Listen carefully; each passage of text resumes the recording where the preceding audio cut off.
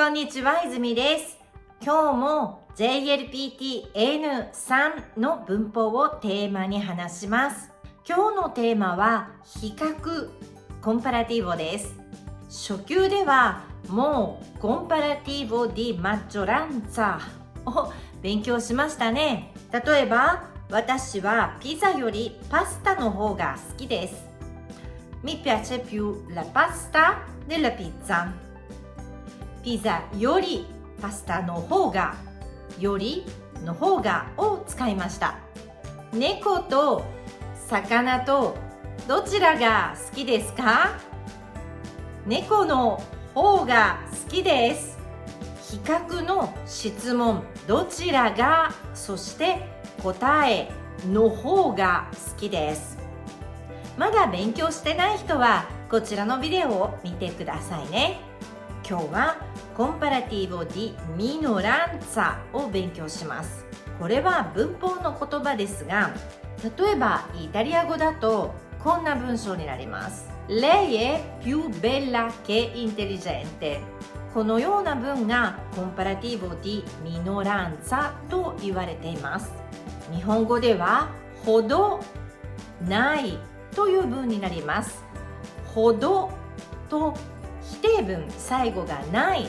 これでコンパラティボディミノランツァ。そして同じくほどないを使ってスペルラティボ、なんとかが一番好き、一番いい、一番という言い方にもなります。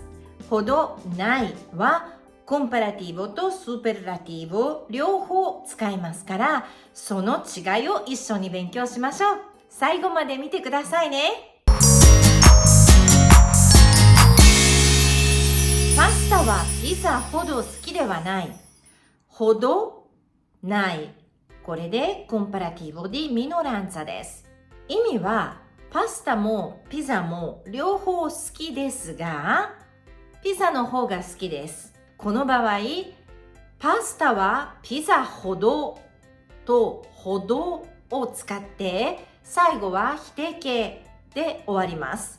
否定形ですが、否定の意味はありません。この文を使う場合、一番大切なことは、私にとってパスタもピザも両方好きだということですね。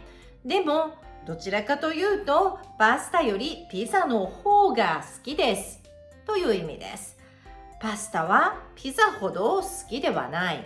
大阪は東京ほど人が多くない。大阪も東京も人が多いですが、東京の方が多いです。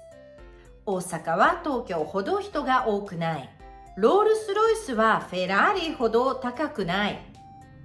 ロールスロイスもフェラーリも高い車ですよね。ですからこの文が使えます。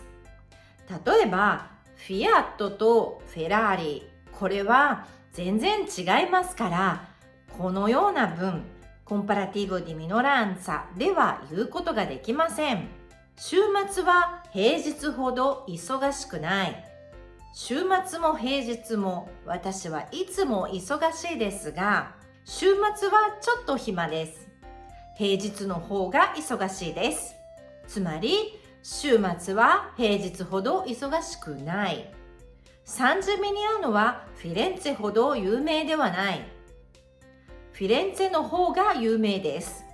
でも、サンジェミニアーノもフィレンツェも有名な街ですね。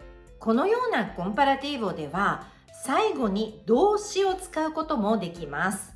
例えば、ワインはビールほど飲まない。この意味では、ワインもビールも飲みますが、ビールの方がたくさん飲みます。山へは海ほどは行かない。山にも海にも行きますが、海の方がたくさん行きます。では練習しましょう。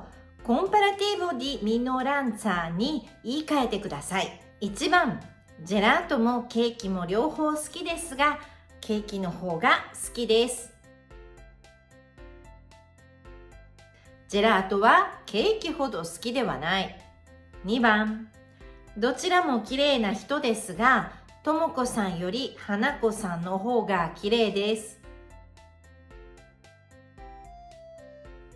ともこさんは花子さんほど綺麗ではない。では次にほどと否定文を使ってスーペラティーボにするには、猫ほど可愛い動物はいない。これは猫が一番可愛いと言っています。田中さんほど頭のいい人はいない。つまり田中さんは一番頭がいいです。テストほど嫌なものはない。私はテストが大嫌いです。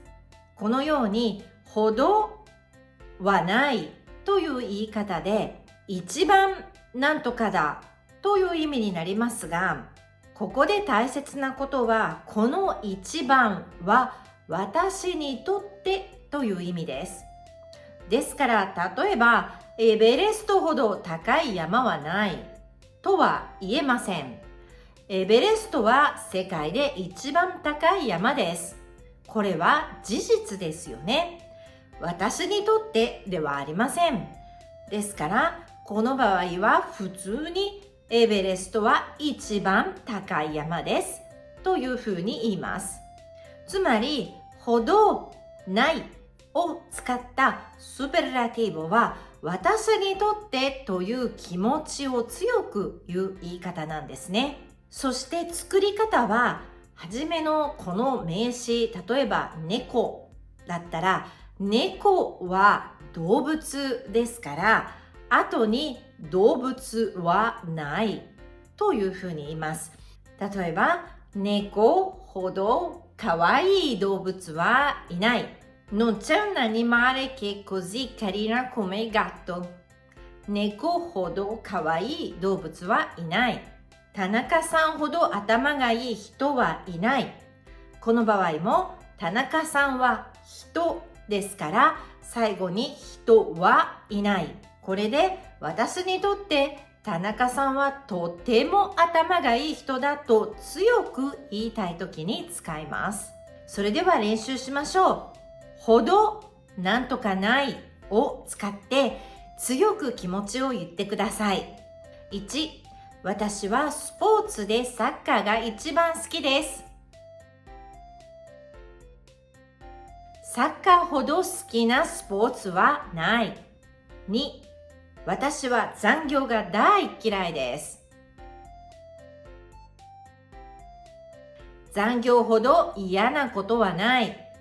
3、友達とお酒を飲みに行くのはとても楽しいです。友達とお酒を飲みに行くことほど楽しいことはない。4、郵便局に行くのはとてもめんどくさいです。郵便局に行くことほどめんどくさいことはない。このようにほどの前につく名詞はことにして長い文をつけることもできますね。ことの前が長い文でレラティーバ名詞文を作ったときは後ろはことはないで終わりますよ。それでは今日の勉強はここまでです。また来週も見てください。さようなら。